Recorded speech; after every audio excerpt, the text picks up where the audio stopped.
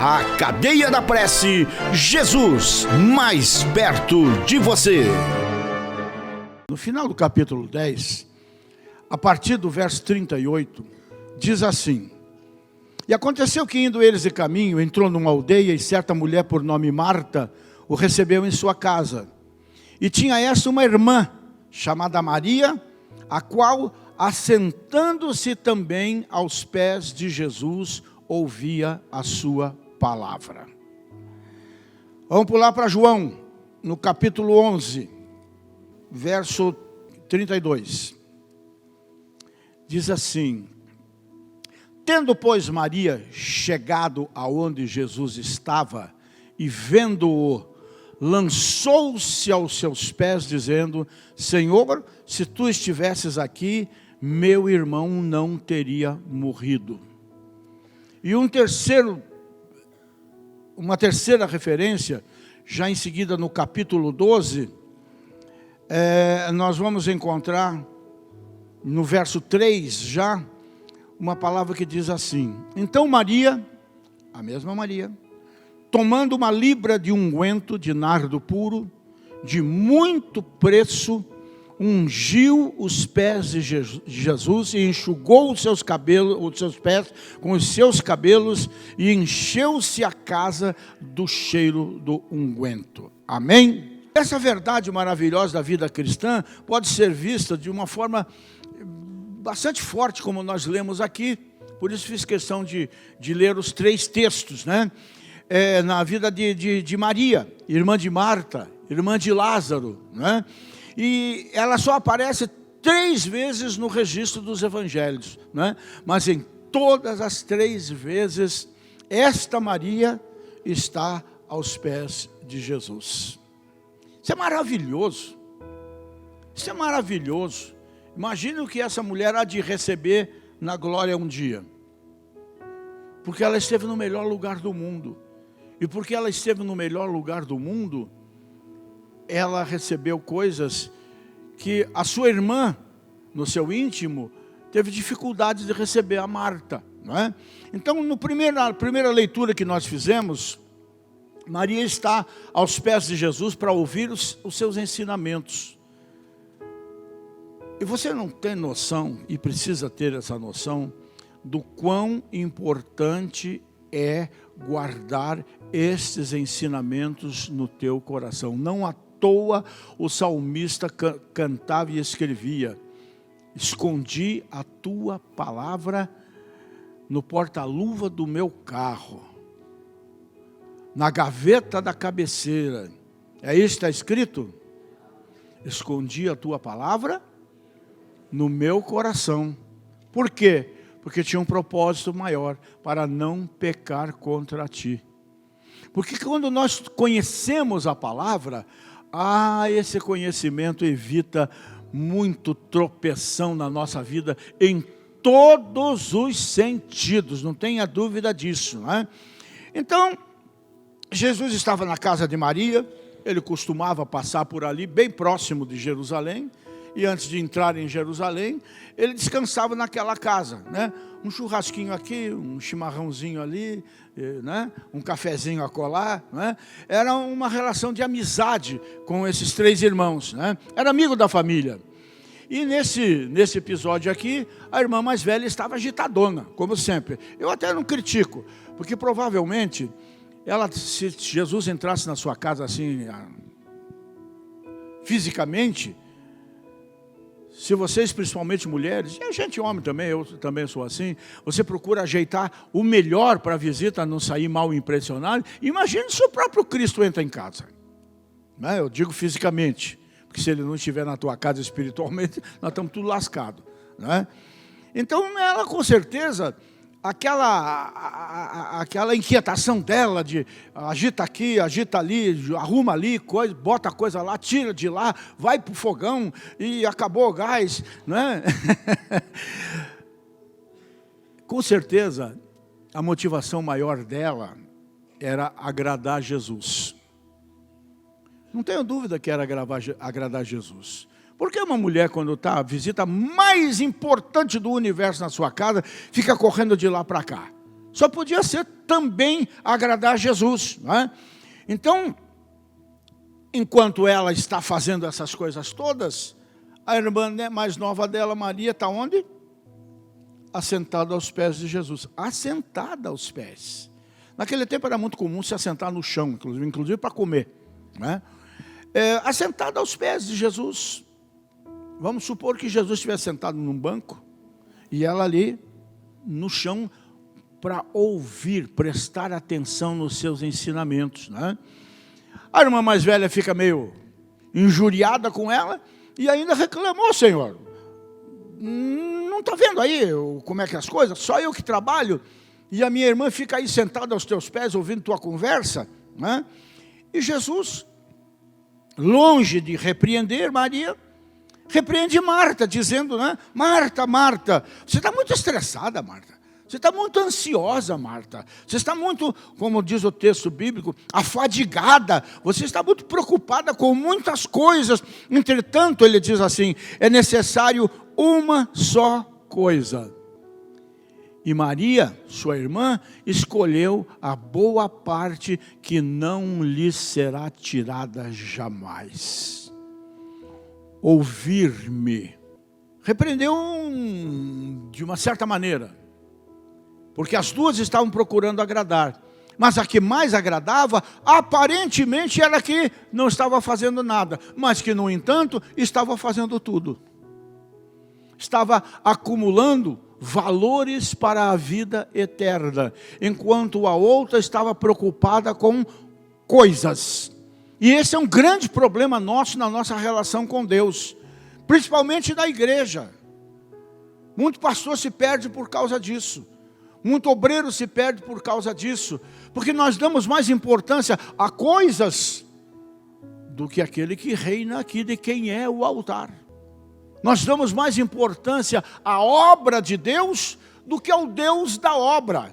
E nós precisamos fazer as duas coisas, mas com uma implicação muito maior naquilo que verdadeiramente tem valor eterno, né? Então, gente, a melhor parte, acredite, isso não é coisa de crente fanático. Eu fico lendo esses livros de grandes pregadores do passado, de grandes heróis da fé.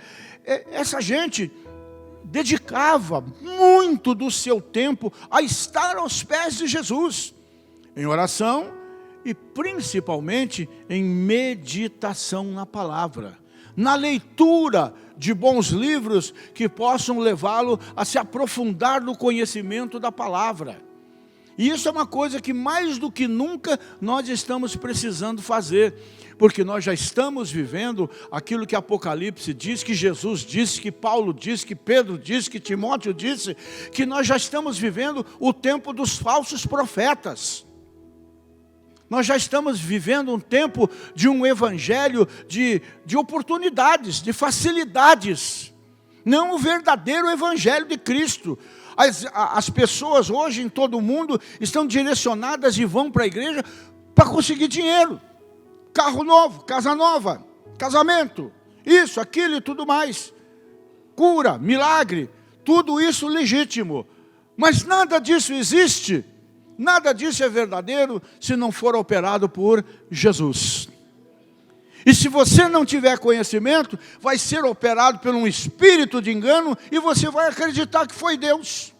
Então, mais do que nunca, nós estamos precisando nos aprofundar no conhecimento da palavra. Eu não estou falando em radicalismo, né? Até porque quem come demais engorda demais. Ele, quando pediu a Abraão o seu filho Isaque, ele não estava querendo Isaque. Quando ele pede alguma coisa para você, ele não está querendo aquela coisa. Ele está querendo você. Ele está te provando. Ele está querendo saber se realmente você é capaz, como Abraão, de botar o seu filho em cima do altar, em cima da lenha, levantar o cutelo para abatê-lo. E quando ele perceber que você levantou a mão e vai descer, ele vai segurar a tua mão e vai dizer: não precisa, o que eu quero eu já tenho, você. teu coração, teu entendimento, tua obediência. E para tomar o lugar, está ali no cantinho ali, o cordeiro pronto para o sacrifício. Vai lá e toma. É isso que Deus quer de mim. É isso que Deus quer de você, não é? Então, gente, você derrama o seu coração, mas tem que abrir o coração. Por isso que a palavra usa essas expressões. Eu não quero que você rasgue a tua roupa. Eu quero que você rasgue o teu coração diante de mim. Ou seja, se exponha, não tente se ocultar. É besteira, é bobagem. Quem é que pode se ocultar? Ele sabe o que eu vou dizer daqui a 1 minuto. Ele sabe o que eu vou pensar daqui a 5 minutos. Ele sabe o que eu vou almoçar daqui 2 horas. Como é que eu vou me atrever a tentar esconder dele alguma coisa? É ridículo. É ridículo tal pensamento. Mas quando nós nos abrimos, vou usar como força de expressão, ele também se abre para nós. Ele também se revela a nós como nós gostaríamos que ele se revelasse, não é? A melhor escola, não tenha dúvida disso, é aprender aos pés de Jesus. A comunhão com Cristo é mais importante que o trabalho de Cristo. Não adianta nada eu ser pastor de vocês só preocupado. Nós temos igrejas, nós temos templos construídos que nunca deram certo. Tem um especificamente em Curitiba, que era alguém que foi daqui. E aí, por alguns motivos, tivemos que mandar andar. Aí, para se vingar de mim, ele trabalhava fora, né? Nunca teve ministério e continua não tendo. Mas construiu um templo do tamanho desse aqui. Até hoje está lá, 20 anos depois, ou 30, vazio. E ninguém acerta lá. Por uma razão muito simples. Tudo que foi feito com esforço humano. E esse templo aqui, que sirva de exemplo e de testemunho, tudo que nós temos aqui, 10 mil metros de área. Gente, olha para mim. Nunca entrou 1 centavo de fora. Nem de político, nem de amigo, nem de empresa, nem de ninguém. Tudo isso aqui foi comprado e construído com dinheiro de dízimos e de ofertas de um povo fiel e sincero. Por isso que as coisas acontecem. Naturalmente aqui. Não é? Então, funciona assim as coisas com Deus. Não é? A comunhão com Cristo realmente é maior do que tudo. Porque através da comunhão com Cristo, eu tenho comunhão com tudo mais que eu preciso ter, que eu necessito ter, né? Então, primeiro devemos nos alegrar nele e depois servi-lo, né? O Senhor vem antes da sua obra. A vida com Jesus precede o trabalho de Jesus. Isso serve para diaconato, isso serve para a escola bíblica, isso serve para o instituto teológico, isso serve para os pastores, isso serve para os líderes de departamentos e assim por diante. Se não tiver vida com Deus, a coisa não anda. Segundo lugar, aos pés do Salvador para buscar consolo para as dores da alma. Foi o segundo texto que nós lemos, com a morte de Lázaro. Que eu não vou repetir tudo aqui, né? Mas a dor do luto tinha batido e entrado às portas daquele lar de Betânia, onde Jesus costumeiramente costumava entrar também. Gente, nós não somos isentos à dor. Nós temos um grande tesouro, mas contido num vaso de barro. Não significa que se o vaso se quebra vez por outra, se fragiliza e tudo mais, que o tesouro está perdido. Não, não é isso. Mas nós temos que entender que nós somos falíveis. E não há motivo, razão para isso, por mais duro que seja, por mais doído que seja. Não há motivo para a gente desanimar em Jesus. Porque Jesus não veio para me curar. Ele até cura. Mas ele não veio para me curar. Ele veio para me salvar. Tem graça. Deus fazer o seu filho, que é Deus, encarnar, passar por tudo que ele passou, só para que eu fosse curado. Então fecha os hospitais, acaba com faculdade de medicina. Mas ele veio para me salvar, algo muito superior, né? E a dor do luto, gente, tinha chegado naquele lar. Lázaro tinha adoecido rapidamente, e rapidamente também tinha morrido. Jesus foi avisado, só sintetizando, chegou 4 dias depois, não precisava, porque em meio-dia ele chegaria onde ele estava, né? Mas isso é para você aprender que em tudo Deus tem propósito. Tem um texto muito forte, que eu nem vou me meter nele, mas só lembrando. Tem um texto de Paulo que ele diz que entregou o corpo de alguém, que ele fazia muito mal, para o evangelho e para ele, entregou o corpo ao diabo para que a alma dele fosse salva. E Deus é capaz de tudo pela tua alma, inclusive te fazer perder muita coisa, para você reconhecer que só Ele é Senhor. Isso não é chantagem, não é ameaça, não é terrorismo. Isso é amor na maior das suas expressões, porque mais vale uma alma do que o mundo todo, né? O corpo vive 50, 70, 80, 90 anos, mas e a alma? O espírito é eterno. O que vale mais? O corpo ou o espírito? Não tem nem comparação. Por isso Deus pagou o próprio preço exigido para aplacar a sua ira divina. É tudo, com Deus é tudo legal, tudo tem legalidade, tem porquês.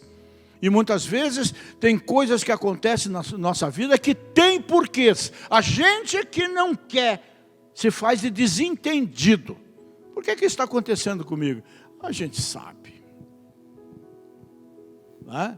E se a gente não sabe, ele antecipadamente já está sabendo, né? Então, 4 dias depois, chega Jesus, encontra as irmãs e os vizinhos, os parentes, tudo em lágrimas, a dor era imensa, Lázaro era muito querido, o choro de todos era incontido. Jesus chega, manda chamar Maria, ela vai ao seu encontro e, como nós lemos aqui, a primeira coisa que ela faz, apesar de toda a dor, Marta já chegou chutando o balde. Marta já chegou enquadrando Jesus. Se tu estivesses aqui, meu irmão não teria morrido. Maria fez aquilo que nós temos que fazer, principalmente nessas horas mais difíceis da nossa vida. O texto diz que ela se prostrou aos pés de Jesus para chorar. Olha, nem um balde de Rivotril vai fazer tão bem como 2 lágrimas derramadas aos pés de Jesus. Experimente. Inclusive é bem mais barato, né? E então, Jesus, tomado de comoção, vendo todo aquele choro, o choro daquela menina aos seus pés, né? A Bíblia diz que ele, na sua humanidade, também chorou. Olha como ele se fez homem mesmo, né? Mesmo sabendo o que ia acontecer, ele chorou na sua humanidade. Então foi levado ao túmulo, ordenou que a pedra fosse retirada e lançou sua voz lá para dentro. E a voz do Senhor é que acalma as tempestades. A voz do Senhor é que traz vida para a igreja, e nós somos a igreja. A voz do Senhor é que pode trazer solução para essas guerras no mundo. O problema é que nem um lado nem o outro, a gente fica com muita pena de Israel e da Palestina. Mas, desculpe a franqueza, tudo isso tem um motivo de ser. Porque ambos os lados rejeitam Jesus 200%. E esse é o maior pecado que alguém pode ter. Então é difícil ter a paz de Jesus, quando não tem paz com Ele que é Deus, né? Mas esse é outro assunto, não vou chegar lá.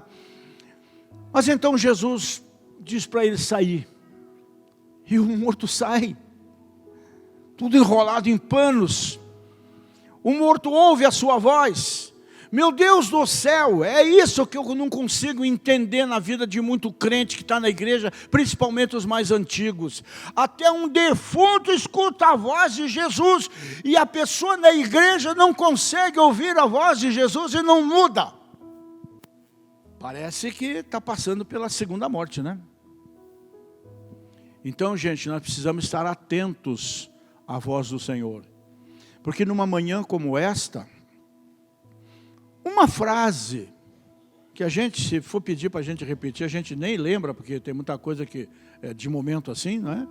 Uma frase, um versículo, uma palavra, um testemunho pode mudar não apenas toda a tua história de vida, mas pode mudar toda a história da tua descendência. Precisa estar atento à voz de Jesus. Ele fala até através de um passarinho. Deus fez até uma jumenta falar. Se bem que no Brasil tem... Bom, deixa para lá. E quando Jesus age dessa maneira, a gente vê que Maria estava no lugar certo. Não adianta resmungar. Não adianta reclamar. Não adianta dar uma de coitadinho. Adianta se colocar aos pés de Jesus como Maria. Mais uma vez, outra lição através do procedimento de Maria. No primeiro momento, Marta estava para cima e para baixo. Muito ativa, demais até. Aliás, é o ativismo exagerado que leva à depressão. Antes leva o estresse, depois leva a ansiedade, e depois leva a depressão, e depois lascou-se, porque daí vai para a síndrome do pânico. Né? Por quê? Não é mais fácil estar aos pés de Cristo? Não é mais fácil acreditar na sua fé e no motivo real da sua fé, o autor da sua fé? Não é mais fácil? Não é mais tranquilo? Não é mais feliz fazer isso? Em terceiro lugar, para a gente não se alongar demais, que já me alonguei. Aos pés do Salvador, para honrá-lo por tudo que Ele tem feito nas nossas vidas. E então eles estão num certo lugar, né? E ali naquele lugar, estavam comendo à mesa, estavam celebrando, e naquele lugar tinha gente que estava preparada, o texto diz isso, para matar Lázaro. Porque o testemunho de Lázaro era muito forte. Então eles tinham que fazer desaparecer o testemunho, como o diabo luta para fazer na minha vida e na sua vida. Ele luta para fazer desaparecer o nosso testemunho para a glória de Deus. Seja a nossa vida, nossa saúde, seja a nossa casa, seja o nosso carro, seja a nossa família principalmente. Ele luta para matar o nosso testemunho. Não permita que Satanás mate o seu testemunho, né? Mas mais uma vez nós vemos ali Maria aos pés do Salvador. Só que agora, na melhor condição que ela poderia estar, que a gente possa imaginar que ela gostaria de estar. O texto diz que ela está trazendo um vaso de alabastro, com meio litro de um perfume de nardo puro, que tem um valor, mais ou menos, no mínimo, o salário de um ano inteiro. E este nardo, segundo os historiadores, ela tinha guardado para o seu casamento, lá para os costumes judaicos da época. Ela tinha um tesouro guardado para o momento mais feliz da vida dela, que seria quando ela casasse. Avaliado, segundo diz, em 300 denários, que era dinheiro para dedéu. E ela simplesmente pega o que ela estava guardando para o seu noivo, seus aposentos, para, enfim, todas as cerimônias de casamento, e não tem pena, como se diz. Pega o vaso inteiro e derrama todo sobre Jesus. O que é que você tem derramado? Já chegaram para ela e disseram, como sempre vai ter os inimigos do lado de lá, né? Para que esse desperdício? Onde já se viu você ser dizimista, você dar oferta para a igreja, para engordar pastor, para deixar pastor rico andando de caminhonete? Larga a mão de ser besta, vai gastar em festa, vai gastar em outra coisa. Eles não entendem. Esses dias eu estava com um grupo de amigos não crentes, né? 2 ou 3 médicos, outro um advogado, 2 que tem empresa e um que é dono de uma porção de prédios aí em Curitiba, né? Tocaram num assunto dízimo. Disse assim, bom, hoje eu vou falar, né? E eu expliquei para eles o porquê da riqueza de Israel. Israel, no mapa mundi, é um cisquinho. No mundo árabe, é 0,4% das terras. É nada. Aparentemente nada. No tamanho dessa igreja aqui, Israel é essa caixinha só. No entanto, é o povo mais rico da terra. Por que você acha que as grandes nações defendem Israel principalmente? Porque se Israel tirar o pé dos Estados Unidos, do Reino Unido e outros lugares do mundo, França e tudo mais, eles quebram. Eles quebram. Mas por que Israel é tão rico? Porque eles podem até, olha onde chega a obediência, o valor da obediência. Eles podem até não reconhecer Jesus, mas eles reconhecem o dízimo, que são bênçãos separadas. Você aceita Jesus para a salvação e você abre a tua bolsa para Jesus, para a tua prosperidade. Mas isso não é do jeito que pregam por aí, na forma de escambo, te tomando. Quem vai trazer a geladeira aqui hoje? Esse tipo de coisa. Não, isso é uma coisa espiritual. É como eu disse para eles, tem que ter entendimento. Não adianta eu falar para um monte de cabeça de bagre como vocês, e eu posso falar assim, porque a gente é uma turma, né? Não adianta eu falar isso aqui. Tem que ir para a Bíblia, vocês têm que me dar tempo para explicar esse tipo de coisa. Para vocês a gente tem tido tempo, e muitos são cabeça dura. Não entendem que não tem nada a perder. Pegando o vaso inteiro de nardo, de óleo puro, e jogar sobre os pés de Jesus, porque aos pés de Jesus está o melhor lugar, o melhor repositório do mundo em todos os sentidos. Em todos os sentidos. Ela derrama esse caro perfume sobre a cabeça de Jesus e depois enxuga os pés de Jesus com os seus próprios cabelos, aos pés do Salvador Jesus. É o melhor lugar do mundo onde expressar a nossa mais sincera gratidão por todas as intervenções dele ao longo da nossa vida, nos guardando, nos protegendo e nos livrando do mal, e a nossa família também.